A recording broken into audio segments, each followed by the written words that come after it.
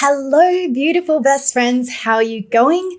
Thank you for coming back once again to join me in our safe little space of the internet. It is so nice to see you, and I hope this video finds you super duper well. If it's your first time here, then hi, my name is Liz, and I am so happy that you randomly stumbled across this video. Just so you know though, we are not alone today. We are joined by our very talented, very special guest star, Lily, because she is completely codependent and will not let me close her out of the room while I record. Every time I try, she's like, nice try, but no. It's definitely a no for me, dog. So if you do occasionally hear noises in the background, please don't send out ghost hunters. It's just Lily. Yay, it's just you, isn't it? It's just you trying to take over the channel. So today we are talking about a case from 1990 that went unsolved for a really long time, even though there was a very clear prime suspect with ample motive from the very beginning. Like, I'll be honest, there's not a whole lot of mystery in today's video, and you're not exactly going to have to be Sherlock Holmes to figure out who done it. And even though it took nearly 2 decades, this case actually ended up being solved twice, technically, leaving even less mystery. But the more I found out, the more I started having mixed feelings about the ultimate outcome. And we'll obviously be talking about that later in this video. But for now, let's go back in time to Friday, the 13th of July, 1990, to a little comic book store in a strip mall just outside of Detroit, Michigan, called Comics Book World. It was just after 6 p.m. and a couple of the store's regular customers, Tom and Lenora Ward, decided to pop in before they headed out to dinner, and they browsed around for a few minutes before picking out a comic book together and then heading to the register, where they waited at the counter for a minute and then another, but no one came to put through the sale. A huge reason that Tom and Lenora loved this particular comic book store was that one of the owners, Barbara George, knew them by name, and she recognized them every time they came in, and she was always really sweet and friendly, but she was nowhere to be seen, and neither was her husband, the other owner, Michael George. So there's Tom and Lenora, and there's also a couple of teenagers waiting to pay for their comic books as well. And so everyone was awkwardly waiting there at the counter for a few minutes before the teenagers got impatient. And one of them took a peek into the back storage area behind the counter and got the shock of their lives, because it turned out that Barbara was in the store. She was just in no condition to be serving customers. Barbara was laying face down on the ground, completely unresponsive, and Lenora, who happened to be a nurse, quickly rushed to her side, but she couldn't find a pulse, and she noticed there was a small amount of blood around Barbara's body, and so she thought that maybe Barbara had had a fall or maybe even collapsed after having a heart attack or a seizure. So Lenora told Tom to call 911 and started administering CPR, and not much later, the paramedics arrived on the scene and rushed Barbara to the hospital, where they continued the efforts to revive her, but unfortunately they were unsuccessful and Barbara was pronounced dead. And the hospital was under much the same impression that Lenora had been, that Barbara had most likely died as a result of some medical emergency like a heart attack, even though she was only 32 years old, and as far as they could tell, she was in relatively good health. It wasn't until one of the nurses was preparing Barbara's body to be viewed by her family and was fixing up her hair that she noticed a small amount of blood on the top of Barbara's head. And when she had a closer look, she saw a small hole there. And she instantly recognized this hole as a bullet wound. It turned out that Barbara hadn't died of a heart attack at all. She had been shot execution style and died of a single bullet wound to her head. When police began their investigation to find her killer, though, they would find very little physical evidence for them to go off and point them in the right direction. And as a result, Barbara's case would go unsolved and her killer would walk free for 17 years. Barbara Marie Cowinia, better known as Barb, was born on the 14th of June 1958, and she was one of 5 children born to her parents Peter and Virginia, and she was raised in a traditional Polish Catholic family. When Barb was 21, she met a man named Michael George at a store they were both working at, and they quickly fell in love and dated for 2 years before getting married. Barb and Michael went on to have 2 daughters, Tracy and Michelle, and while I was very disappointed at how little information there was available about who Barb was as a person and what she was like, one thing that was abundantly clear was that her daughters were her pride and joy, and she loved being their mother. Barb was a stay-at-home mum to Tracy and Michelle, as far as I can tell, and Michael had worked selling insurance for years, but Michael's passion in life had always been comic books. Like, he had thousands of comic books he had collected over the years, and it sounds like he really hated his job. So in early 1988, about 2 years before the murder, he and Barb decided to take a big leap of faith. Michael quit his job, and with a bit of financial help from Barb's parents, he and Barb opened up a store called Comics Book World in Clinton Township, and this big leap of faith paid off because the store was very successful. And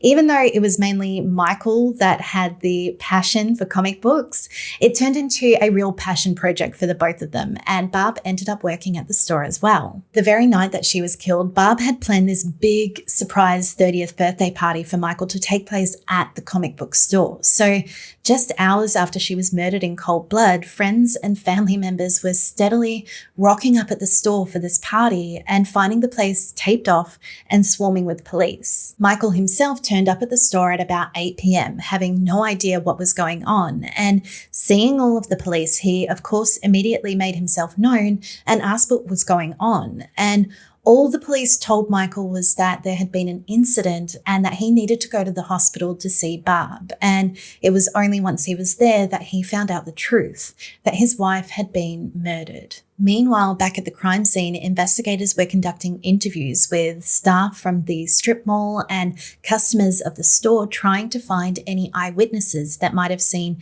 anything suspicious or out of the ordinary around the store in the time leading up to the murder. And when they spoke with Tom and Lenora, the couple that had been in the store, they told them that, yeah, they had both commented on a car that had been hightailing it away from the store as they were pulling up. And then when they had gotten out of the car, they had seen a man in dark clothing wearing a Greek fisherman's cap, kind of just lurking there out the front of the store. Another guy questioned by police also said that he had seen a suspicious person outside the store as well, but the description he gave was totally different. He said that the person he had seen was wearing a hoodie and what looked like a full-on fake beard. And he said because of their slight build, he couldn't be sure if they had been male or female, leading this person to be nicknamed the Bearded Lady. What police couldn't find were any witnesses that reported hearing a gunshot, even though there had actually been 2 bullets fired, the one that had killed Barb and another one that had hit a swimsuit model calendar on the wall and gone right through into the empty shop next door. So police believed that this bullet that had gone through the wall had been the first shot fired, and that the killer had then fired the fatal shot while Barb had been trying to duck down out of the way, explaining why her bullet wound was at the top of her head, as though she had been shot from above. 6 hours after the murder, when police did a walkthrough through the store with Michael, he quickly realized that 2 cardboard boxes were missing from the back storeroom where Barb had been shot.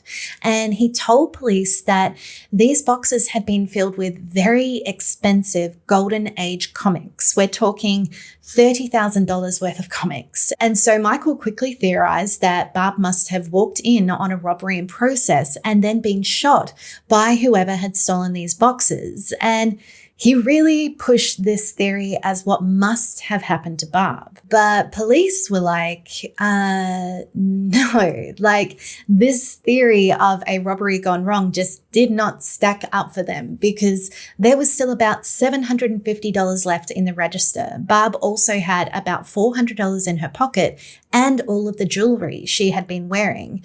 The safe in the back room where Barb had been shot was left untouched. And even if the killer had been after just expensive collectible comic books, they had left behind a glass cabinet full of them, worth a lot of money. The glass cabinet was directly behind the counter though, in direct view of customers in the store, which could explain why the killer had only taken the comics from the back. But these boxes of comics that Michael said had been stolen were just plain cardboard boxes. There was no big label on them saying super expensive comics inside. They were just completely unmarked. And so if they had been stolen, it had to have been an inside job carried out by someone who knew what was inside those boxes. But when police spoke with all of the customers that had left and entered the store in the time leading up to the murder, not one of them had mentioned seeing anyone exiting the store with two large cardboard boxes, leading police to believe that the killer must have entered and exited the store through the back storeroom itself, through a door that led to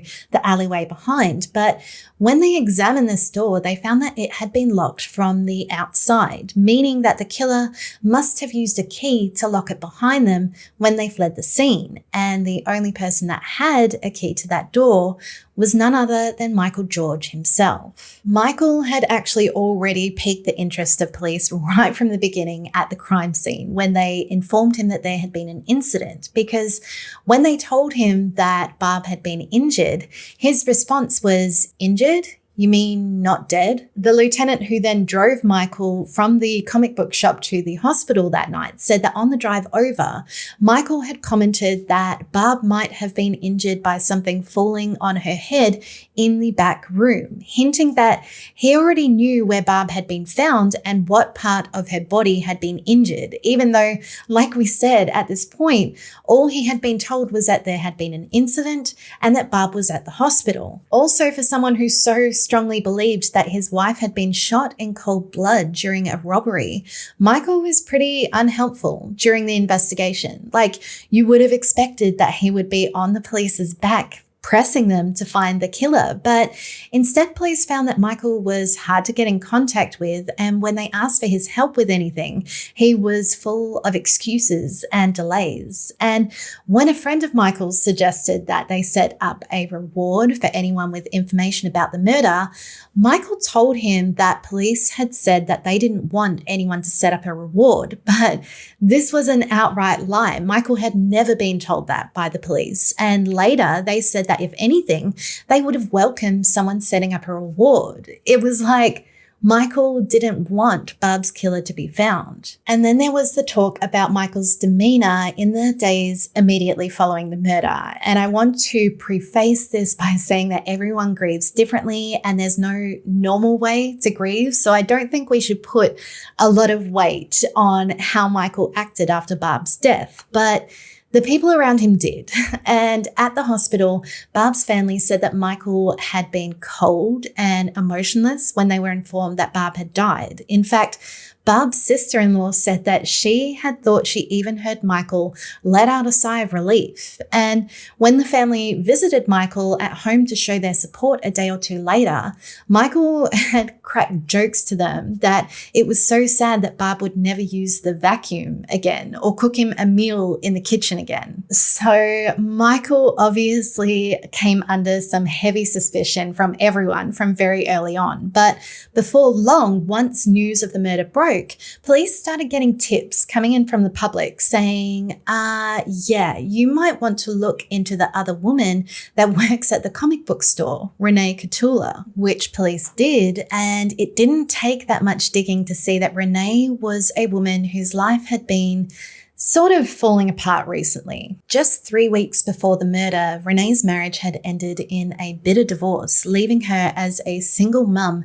to 5 kids struggling to make ends meet. And when she and Barb had met at a parents' meeting because their kids went to the same school, and Barb found out through conversation that Renee was strapped for cash and looking for work, she had generously offered her a job at the comic book store. So was it possible that Michael was right about a robbery gone wrong and it had been an inside job? What if Barb had inadvertently walked into the storeroom and caught Renee stealing the boxes of comics and Renee had panicked and shot her? Then police were advised by Barb's brother and his girlfriend that not long after Barb's funeral, they had turned up at the comic book store unannounced, and they walked in on Michael and Renee giggling together and getting all cozy and cuddling. Yeah, it turned out that Michael and Renee had been having a full-blown affair for who knows how long. And despite Michael telling the police that his marriage with Barb had been perfectly happy and that there had been no issues at all between them,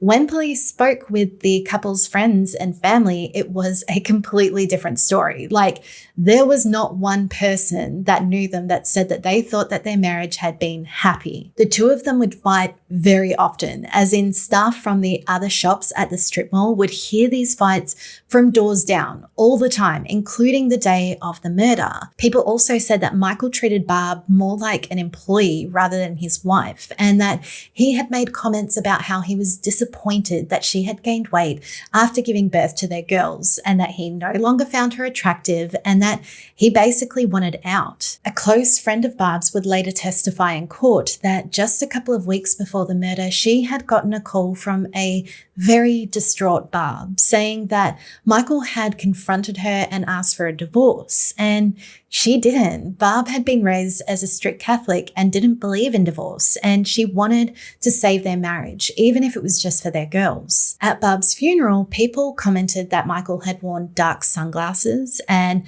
hadn't shed a single tear, and at one point pretty much shouted across the room at his mum, asking if she had called the insurance company yet. Because, yeah, as if being trapped in an unhappy marriage wasn't enough of a motive for murder, Michael had also made quick work of cashing out Barb's life insurance policy. In fact, he had finalized the paperwork literally the day after the funeral, and Michael was the main beneficiary, of course, ending up with a pretty payout of about $130,000 in life insurance, plus an extra $12,000 for the comic books he said had been stolen, which equates to a total of about $300,000 in today's money.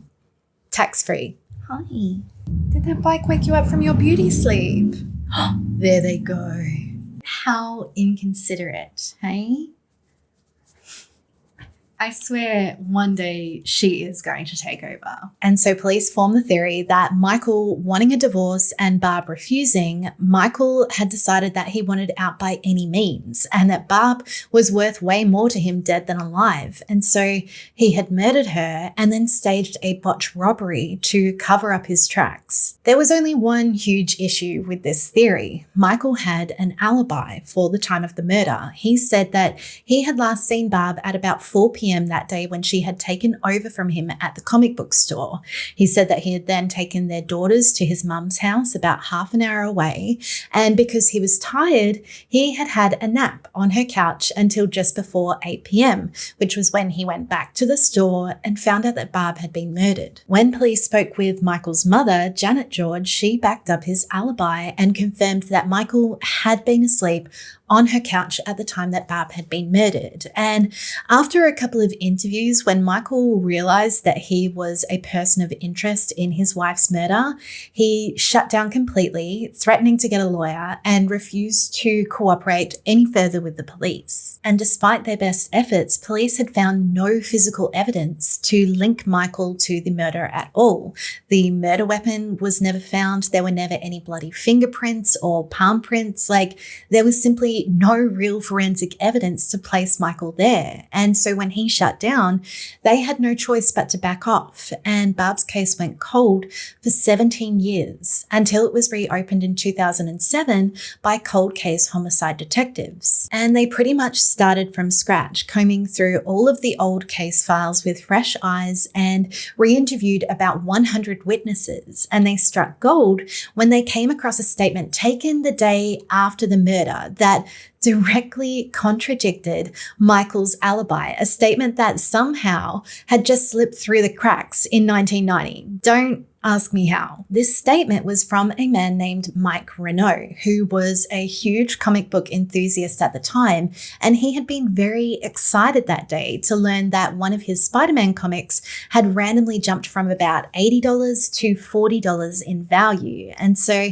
that afternoon, at some point between 5:15 and 5:30, around half an hour before Barb was killed, he called the comic book store because he was a regular there and wanted to ask them about it. This was a call that should have gone unanswered because Barb was actually out of the store at this point, organizing pizzas for Michael's big surprise party, meaning that the store should have been empty. But Mike Renault told the police that the call did get answered and that he had spoken with Michael George. Something that should have been impossible because Michael was supposed to be asleep on his mother's couch half an hour away. But it turned out that his mum, Janet, said that once Michael had gone to sleep, she had taken the girls to the park down the street and then didn't get back home until after 6 p.m. to find Michael still asleep on the couch. But this left a whole hour and a half window where Michael really had no one to place him there on that couch. Mike Renault said that he had been really happy that it had been Michael that answered the phone that afternoon because they had a really good rapport and he expected that Michael would share in his excitement about his Spider-Man comic. But instead, he told police that Michael was quite short with him and seemed in a rush to get off the phone, the whole phone call lasting less than 5 minutes.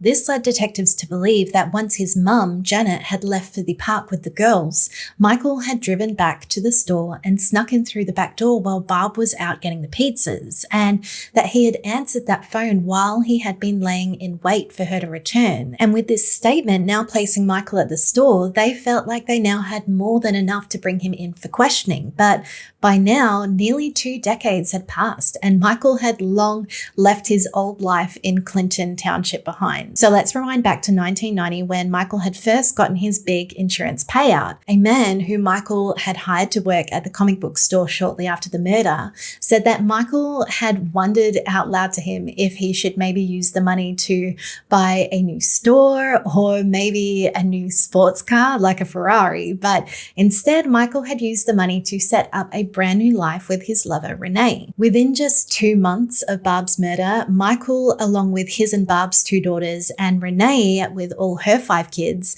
moved into a nice big new house together. Michael and Renee then got married in 1992, sold the comic book store that Michael had opened up with Barb, and the new George family moved to Michael's home state, Pennsylvania, where they set up shop in a little town called Winburn and opened up a new comic book store on the main strip called Comics World. Winburn itself was made up of a really tiny, close-knit community of about 4,000 people, the kind of town where everyone knew everyone. Not exactly the kind of place where Michael would have been able to lay low and blend in, but it didn't really seem like he cared to do that anyway. The new comic book store was extremely popular and Michael was involved in organizing comic book conventions throughout the year, and he became a really well-liked and respected staple in that community. He was seen as a devoted father and husband. Like, it was said that he treated Renee like gold. He coached a girls' basketball team. The family raised money for charities. The store donated comics to the local library. Like, people loved them in this town, and I can guarantee that not one of them would have ever believed that Michael was the main person of interest in his first wife's murder. Michael had long cut off ties with Barb's family, so they rarely ever saw the girls. It was almost as though Michael had forgotten that Barb ever existed in the first place. That is until one day out of the blue in 2007 when he was pretty much ambushed by cold case detectives who had taken the road trip from Michigan Michigan to Pennsylvania and turned up completely unannounced at his new comic book store. So Michael, caught totally off guard by this visit by detectives, still stuck by his theory that Barb must have been shot during a botched robbery, bringing up once again those 2 cardboard boxes filled with expensive comics that had been stolen. So, it must have been a robbery. But the detectives didn't believe that these comic books had been stolen in the first place. In fact, a customer that they had spoken with told them that he had actually previously purchased one of the comics that Michael had specifically listed as stolen. And so the detectives went really hard on Michael, asking him, well, did anyone know what those boxes were or what was inside them? Because it seems like this could have been an inside job for insurance fraud. And Michael got all defensive, saying, well, maybe Barb was just in the wrong place at the wrong time, and that maybe he had been the intended victim because he had all of these big gambling debts. But when they continued to press him, the interview ended with Michael once again shutting down and threatening to lawyer up because, that had worked for him back in 1990. But this time was different because police now knew that Michael was lying about his alibi and had a witness that could place him at the crime scene. And so the very next day, they returned to the comic store and placed him under arrest for first-degree murder. And Michael went without putting up a fight, but after a court appearance shortly after, he tearfully claimed his innocence to the press outside, telling them that police had the wrong guy. Michael was then taken back to Michigan to face trial for Barb's murder, and when his trial began in early 2008, prosecutors knew that this was going to be one tough gig to convince a jury beyond reasonable doubt that he was guilty, because while on one hand Michael had ample motive with the unhappy marriage, the affair, the life insurance payout. On the other hand, there was quite literally no physical evidence to link him to the murder. Everything was very circumstantial. And so the whole trial really boiled down to which witness the jury was going to believe. Would they believe Mike Reno, whose statement about the phone call placed Michael in the store just before the murder? Or would they believe Michael's mother, Janet, who claimed that Michael couldn't have answered that call or murdered Barb because he had been fast asleep on her couch? In the end, the jury found more weight in Mike Renault's testimony and found Michael guilty of first-degree murder, the sentence for which was life without the possibility of parole. Just 6 months later, though, Michael's lawyers called for a new trial in front of the same judge who, at the beginning of the first trial, had very nearly agreed to their request to throw the case out due to lack of evidence. The defense claimed that Michael deserved a new trial because the prosecution had engaged in misconduct during the first trial by showing a mugshot of Michael during their closing arguments that showed him in a negative light. And they also said that they had uncovered new evidence that potentially proved that Michael was innocent. And so in a pretty unprecedented and controversial decision, the judge agreed to the second trial, and the decision was later backed up by the Michigan Court of Appeals. Michael's second trial began in September 2011. By this point, he was 51 years old, and after nearly 20 years of marriage, Renee was still by his side, despite Michael having spent the last 3 years behind bars at the Macomb County Jail. Earlier that very month, Michael had actually launched a series of lawsuits at the county and 3 different doctors, claiming that he had weighed about 200 pounds when he had gone into the jail, but after just 16 months, he had lost 45 pounds and the ability to walk due to a crippling B12 deficiency that had been left untreated and confined him to a wheelchair. And this second trial was, of course, a little bit different. The prosecution and the defense had each seen each other's cards and had changed their game plans. So things were a little bit more complex. The prosecution really focused on painting Michael as a cheating, philandering husband who felt trapped in his unhappy marriage with Barb because she refused to get a divorce. And it was revealed that Renee wasn't the first woman that Michael had cheated on Barb with by any means. One woman testified that she had had a several-month-long affair with Michael in 1988, under the impression that Michael and Barb were separated and getting a divorce, and that he had moved out to his own place, when in actuality, Michael and Barb were still very much together, and Barb was pregnant with their second child. A regular customer of the comic store testified that she would come in every Saturday with her sons, and the Saturday before the murder,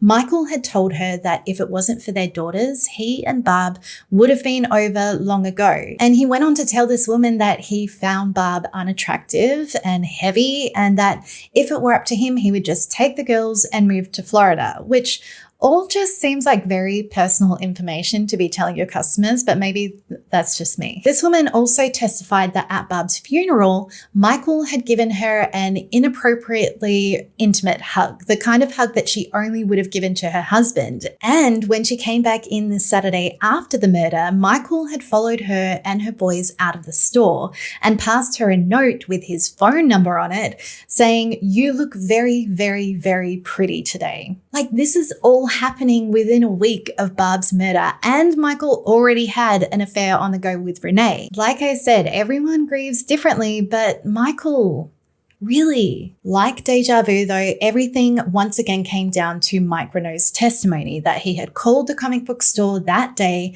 and spoken with Michael at about 5:30 p.m. Like, the prosecution's whole case rode on that one phone call, because without that call, they had nothing to tie Michael to the crime scene. And so the defense, of course, did their best to tear Mike Renault's testimony apart. Firstly, they said that if Michael really had been laying in wait about to murder his wife and the phone had rang, why would he have answered it? It seems like a pretty stupid move. And the prosecution's response was, well, Michael, as the store owner, perhaps didn't want to lose a potential customer.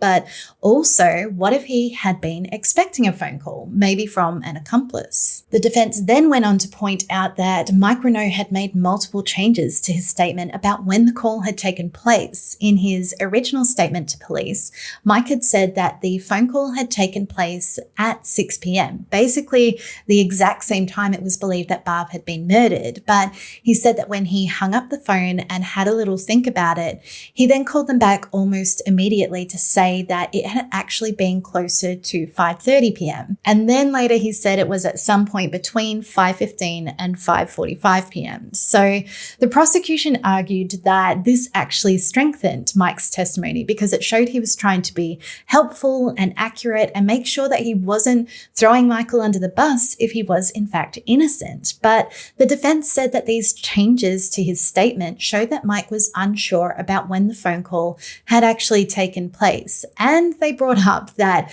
back in 1990, as a young college student, Mike would indulge in alcohol and marijuana on the weekends. And they suggested that this may have skewed his sense of time. What if the phone call had actually taken place closer to 4 p.m. before Michael had left the store to go to his mother's? To be fair though, Michael's mother, Janet, had also changed her statement as well. And she admitted on the stand that while all this time she had been saying that Michael had been asleep on her couch, she had actually told a detective very early on that Michael had left her house at about 5:30 p.m., half an hour before the murder had taken place, leaving him plenty of time to get to the store and murder Barb. But the defense called Janet's neighbor to the stand, who said that when she arrived home from work on the day of the murder, sometime between 5:45 and 6 p.m., she had seen a van in Janet's driveway that she assumed to be Michael's. And I mean, there's nothing to say that Michael didn't drive his van to his mother's and then use a different car to drive back to the store. But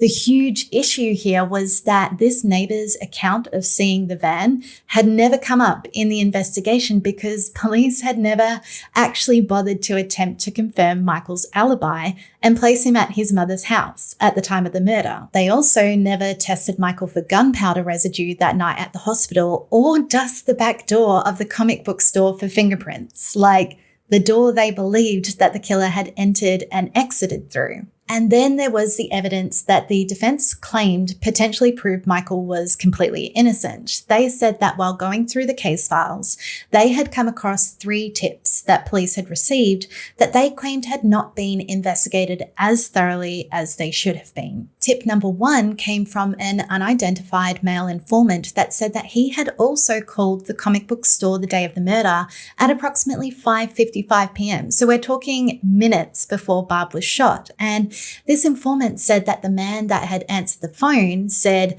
hello.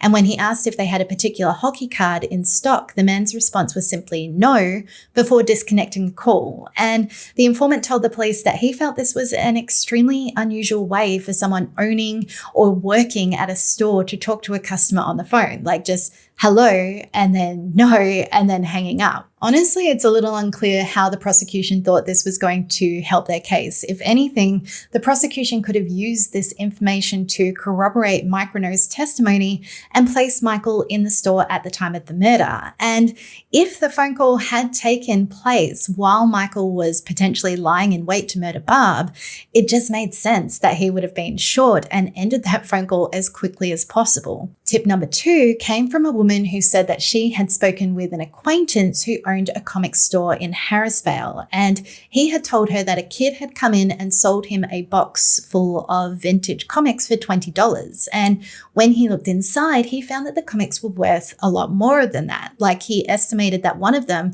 was worth nearly $400 on its own. But Harrisvale was over 3 hours away, and it's unclear when this exchange took place. So this tip didn't really help the defense's case either. Then there was tip number 3 that had come in 16 days after the murder from a man that said that his girlfriend's former husband, named Marshall Progg, was a former associate of Michael's. He said that Marshall had left his home in Florida a few days before the murder to travel to Michigan looking for money, and then came back a few days after the murder loaded with cash. He also said that Marshall had bragged that he had gotten away with murder. By the time Michael's first trial had taken place, Marshall had passed away, but his ex-wife hadn't. And so the defense said that if they had been made aware of this tip, they could have called her to the stand to testify. But yet again, it's a little unclear how they thought that this would prove Michael was innocent. Like, the jury would have had to believe that Marshall had robbed the store, but left $750 in the register and $400 in Barb's pocket, as well as her jewelry. But